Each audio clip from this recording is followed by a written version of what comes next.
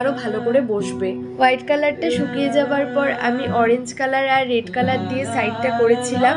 আর তোমাদের তো বলাই হয়নি আমি কি ডিজাইন করব।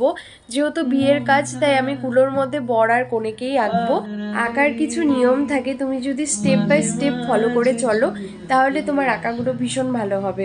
ফেব্রিক কালার তো শুকোতে একটু সময় লাগে, তাই আমি ভাবলাম ওই রেড কালার আর অরেঞ্জ কালারটা যে করেছি ওটা তো শুকোতে একটু সময় লাগবে, তাই আমি এবার বর আর কনেকে আঁকা শুরু করে দেব।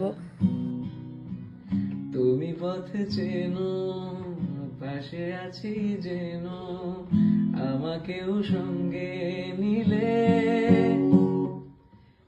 কোনো মানুষ আঁকতে গেলে বা কালার পোর্ট্রেট করতে গেলে তোমাদের আগে লাইট কালারগুলো করে নিতে হবে, কারণ কি হয় লাইট কালারের ওপর ডার্ক কালারটা বসবে কিন্তু ডার্ক কালারের ওপর লাইট কালারটা বসবে না। বেশিরভাগ আর্টগুলোই তো পেপারে করা হয়, যা বুঝলাম পেপারে আঁকা আর এইগুলোর আঁকার